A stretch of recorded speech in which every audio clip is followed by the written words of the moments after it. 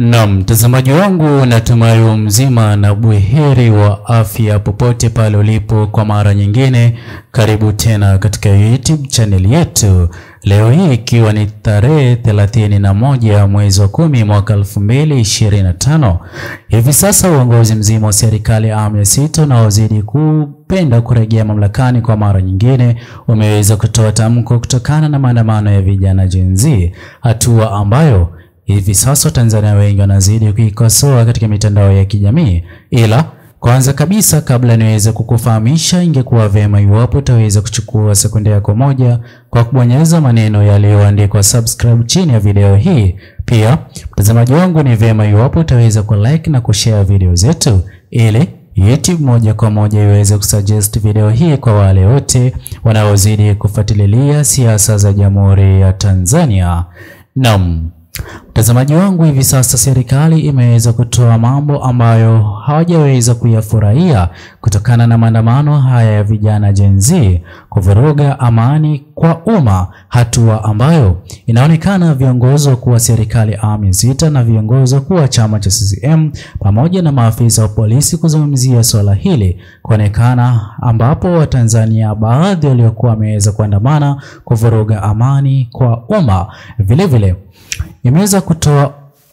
wameweza kutoa ilani ya kulinda mali za serikali na hata za kibinafsi. Mtazamaji wangu, maandamano haya yanayozidi kuendelea leo hii ikiwa ni siku ya tatu, waandamanaji wamezidi kuonekana baadhi yao kuvuruga mali ya watu mashuhuri ambao waliweza kutumia pesa ama hata umaarufu wao kukampenia chama cha CCM Rais Mama Samia Suluhu Hassan katika uchaguzi wa mwaka 2025. Baadhi ya watu walioweza kuathirika na maandamano haya ni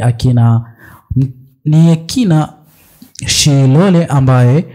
mkahawa wake umeweza kuvunjwa na vijana Gen Z, pamoja na Billnas ambaye Nengatronics imeweza kuwashwa moto, duka ambalo Watanzania wengi wameweza kununua vitu kutoka hapo, sawia na kile ambacho kimeweza kumkuta Jux, mwanamuziki maarufu kipindi na wakati ambapo duka lake limeweza kuwashwa moto. Hatua hii imeweza kuzungumziwa na serikali na kudai kwamba hatua hii sio ya kufurahisha mno. Vile imeweza kujaribu kuzuia vurugu na mapigano. Mtazamaji wangu, siku ya jana, tarehe 29 mwezi huu wa 10 mwaka 2025, baada ya maandamano kung'oa nanga rasmi, tuliweza kushuhudia baadhi ya watu ambao walikuwa wakikashifu na kukosoa yoyote yule, hata baadhi yao kupigwa kipindi na wakati ambapo utaweza kuonekana umetoka kupiga kura, hatua ambayo uongozi wa serikali awamu ya sita hivi sasa umeweza kulazimika kuzungumzia swala hilo. Vile mtazamaji wangu, viongozi hawa wakuu wa serikali awamu ya sita wanazidi kuhamasisha kutafuta sheria, hatua ambayo Watanzania wengi hivi sasa wanazidi kuwakosoa na kudai kwamba hawana mamlaka yoyote kama hiyo kutokana na uchaguzi kufanyika, ili hali wao binafsi ndio ambao wanazidi kujipendekeza kwa mara nyingine kurudi afisini. Vile mtazamaji wangu, kuna kukubaliana na upotoshaji wa mitandao ya kijamii, hatua ambayo uongozi mkuu wa serikali awamu ya sita uliweza kulazimika kuzima network ama internet katika Jamhuri ya Tanzania, jambo ambalo liliweza kuwa ni pigo kubwa kwa wale wote waliokuwa wakifuatilia ripoti za maandamano katika Jamhuri ya Tanzania. Mtazamaji wangu, pia hivi sasa viongozi wakuu wa serikali ya awamu ya sita leo hii, maandamano yakiwa yameweza kuingia siku ya tatu mfululizo, wanajaribu kufanya ushawishi ili maandamano hayo yaweze kusitishwa,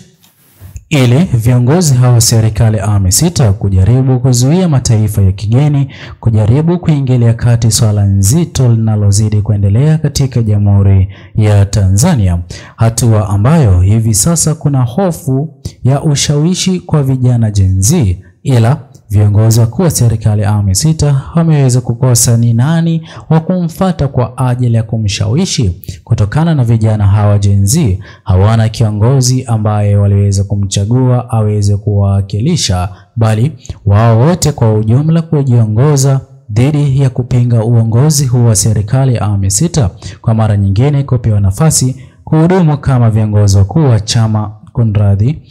viongozi hawa wakuu wa chama cha CCM kwa mara nyingine kutopewa nafasi kuhudumu katika serikali ya awamu ya saba, na mbaya kabisa inazidi kuonyesha wazi ya kwamba azma yake Rais Mama Samia Suluhu Hassan ya kuteuliwa na wananchi wa Tanzania kuhudumu kama rais haitaweza kufanikiwa, jambo ambalo umaarufu wake Rais Mama Samia Suluhu Hassan umeweza kupungua pakubwa, na hata kisiasa kupotoka vibaya. Na mtazamaji wangu, hatua hii jinsi ambavyo imeweza kutokea inazidi kukosolewa pakubwa na mataifa ya kigeni, ila mtazamaji wangu, baadhi wa Tanzania hivi sasa wapo mstari wa mbele kudai ya kwamba kipindi na wakati ambapo walikuwa wapo tayari kwa ajili ya mazungumzo, waliweza kuwapa muda viongozi wakuu wa chama cha CCM wanaozidi kuhudumu kama viongozi wakuu wa serikali ya awamu sita, ila hawakuweza kukubaliana nao, hatua ambayo hivi sasa inazidi kuwashinda kuwadhibiti, hatua ambayo inazidi kudhihirisha wazi kwamba